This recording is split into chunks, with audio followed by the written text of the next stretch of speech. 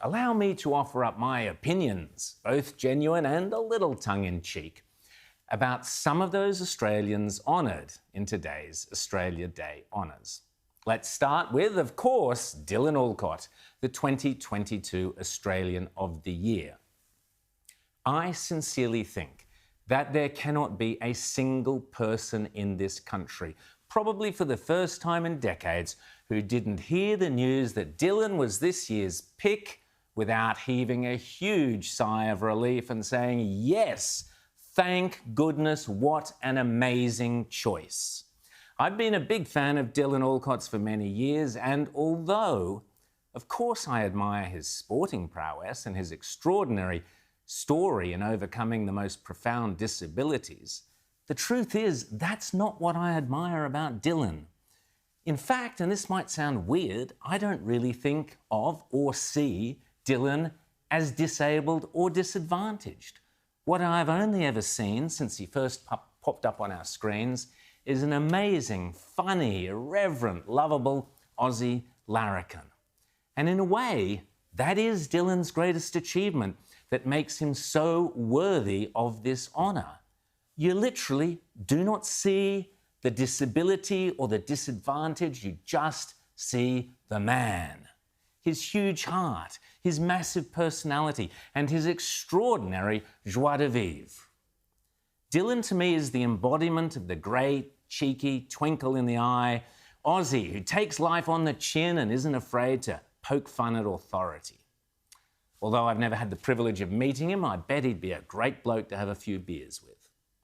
But if I did have a beer with Dylan, I would say to him, please, mate, whatever happens, stay true to your larrikin spirit and do not go down the predictable path of woke virtue signalling and pandering to the left-wing grievance industry the way so many of your predecessors, including the most recent one, have done. The greatest thing you can be as Australian of the Year, Dylan, is not some strident political activist, some PC role model. Just be you. After all, the fact that Dylan has overcome such profound physical disadvantages with a grin and sheer grit and a joke and determination and a laugh is a real inspiration to us all, able-bodied or not able-bodied. And I have to say, it makes the hand-wringing whinging of so many woke activists bleating on about racial this or that or toxic privileges or this and that PC phobia look simply pathetic, in my opinion. Here's Dylan accepting his award. I think standing ovations are one of the most ironic things in the world, by the way. But I'll take them, all right? Without a doubt. Perfect. Speaking of beers, I was also delighted to see Maggie Beer get a gong. Anybody capable of inventing burnt fig and honeycomb ice cream is definitely worthy of the highest honour that this land has to offer as far as I'm concerned. And I was also thrilled to see Alan Finkel, our chief scientist, get an award. Finkel clearly deserves a gong, in my humble opinion, for pointing out what a complete and utter con modern science is. Apparently, empirical evidence, the cornerstone of the scientific method, is, so passé these days. Computer modelling and statistics, that's the go. Here's Alan Finkel explaining as much to Senator Malcolm Roberts. Science is complex. Science, especially today now, the issues that we're tackling, many of which are decided through modelling and statistic approaches, it's not always simple to say, here is a definitive piece of evidence, one way or the other. I'm not sure Galileo, Einstein, Newton or Aristotle would be desperately impressed by that answer. No scientific method of skepticism or challenging the orthodoxies of the day. Nope, we've got computer modelling and complex issues that can't be decided one way or the other. Wow, that's reassuring. But even better, if Alan Finkel does deserve a gong for services to science, in my humble opinion, it is for this exchange, also in the Australian Senate. Now, in Australia, we emit less than 1.3% of the world's carbon emissions. About that. If we reduce the world's carbon emissions by 1.3%, what impact would that have on the changing climate of the world? Virtually nothing.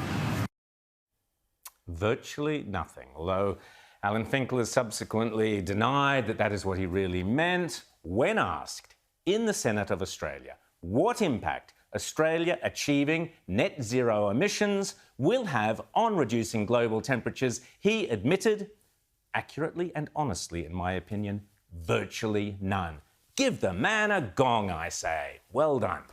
I was also thrilled to see Delta Goodrem in the list there. Delta definitely deserves her gong, especially for having to put up with sharing her brand name for the last 12 months with a deadly Chinese virus that did or didn't escape from a bowl of bat soup and still being sane at the end of it. But jokes aside, apart from her excellent musical talents, Delta Goodrem has been an amazing inspiration to so many individuals and the families of those individuals who have battled insidious blood cancers like leukemia and lymphoma and so on.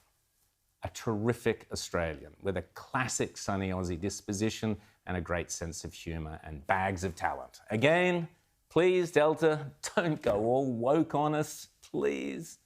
And finally, of course, one name which leapt out among all the others, which someone who richly deserves the Order of Australia, is Gina Rinehart, the mining and farming magnate. Australia's wealthiest woman, Gina Rinehart is also one of our kindest and most humble women, and probably our greatest philanthropist. She gives to so many causes, without headlines, without fanfare. She does it quietly, gives to the causes which she's passionate about.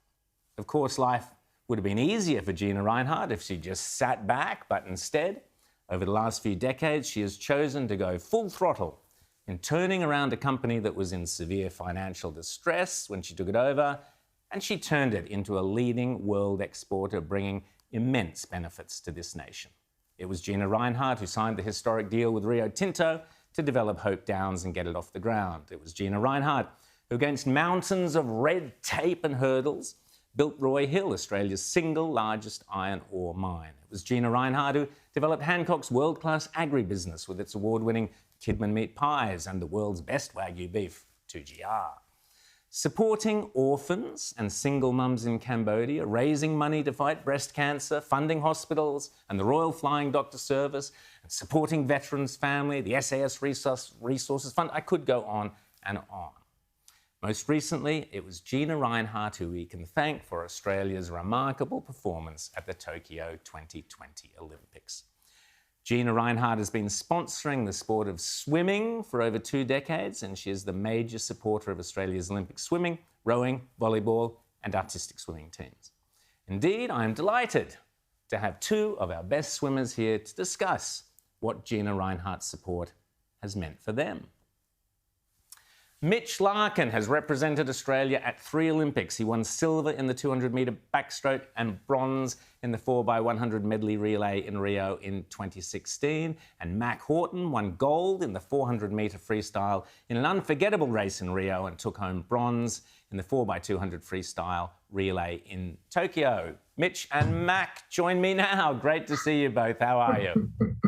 Yeah, welcome. Good, thank you. We got the memo to wear matching T-shirts, it seems. Exactly. I don't know which one of you is which. I do, actually. But anyway, happy Australia Day to you both.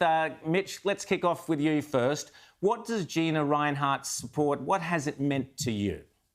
Yeah, it's absolutely incredible. She's such a generous lady, not only, through her support financially, but she just gives so much time to our athletes. She came and visited us in Cairns in our staging camp before we flew off to Tokyo last year, sorry. And she just wanted to sit on pool deck and just wish us all the best. She wants to be involved. She's such a caring and supportive lady that, without her, she's single-handedly, saved our sport. She's been supporting the swim team for about 10 years now, the Paralympic team as well. And she's just announced a contract to continue to support us up to the Brisbane 32 Olympics.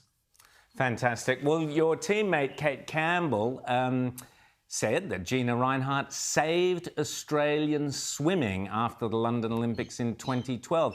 Mac, tell us about that. What's the story there?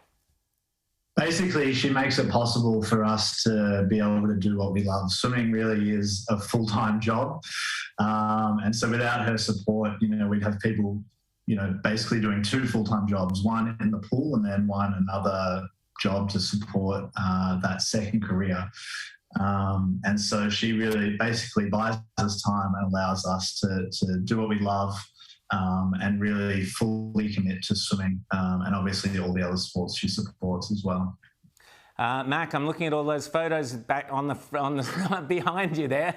I hope there's some of Mitch in there, are there? Or are the photos of Mitch and Mac up there together, and people have got to guess which one is which? There are some photos of Mitch up there. I can't point them out right now. There's quite a few, so it's hard to pinpoint it, but he's definitely on the wall.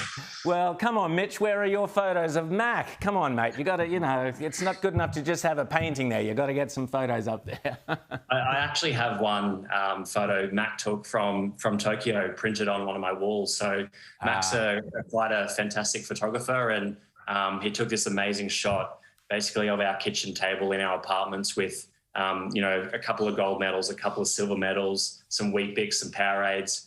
And I think the image just sums up, what goes into Olympics. So it's actually hanging up just on the wall down here in my hallway. So fantastic. Well, secret talent there, Mac. Mitch, how are preparations going for the next Olympics? What's in the future? Well, for both of you. Mitch? Yeah, we've just had some sort of unfortunate news that our World Championships have just been postponed. FINA's yet to sort of confirm that, but there's been a couple of, obviously Omicron's had a serious impact in Japan, in Fukuoka, where our World Championships were meant to be this year. So that's a little bit unfortunate, but as everyone's sort of been adjusting in the last couple of years with COVID, we're going to have to do the same. We're now preparing for Commonwealth Games in Birmingham in August this year, and then, as you said, Paris in 2024, which we're very excited for. Hopefully the games will sort of return back to normal and we can have some spectators and some crowds. I know Mrs. Rinehart was super disappointed she couldn't make it to Tokyo, but I'm sure she'll certainly be there in Paris, all things permitting. And, can't wait to sort of, for me, it will probably be one of my last Olympics, but I can't wait to sort of, get back in the sport and do something that I love in front of the crowds and, show the world, sport it's one of the greatest things you can, one of the greatest shows you can put on. Absolutely. Well, Australians are behind both of you and all our swimmers. Mac, you've just made the move up to Queensland to train with a new coach after spending a long time in Melbourne. How's that change going? It's been good. It's obviously Melbourne to Queensland's very different. I've been struggling with the heat a lot. But loving the new coach and the new environment, and I'm closer to Mitch, so that's nice as well.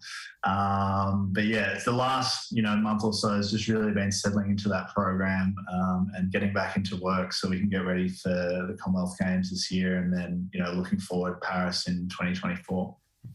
Well, I hope that as well key part of your training schedule must be those brilliant Kidman's meat pies, because I know I can't get enough of them, so I hope they're part of the schedule there. They may even take them to Paris, you never know. Both of you, congratulations. Thanks for coming on Inside the News this evening. You are living testament to what a great job Gina Rinehart does and how well she deserves that honour today. Thank you both and all the best in the future. Thanks, guys. Thank you. Thank you very much.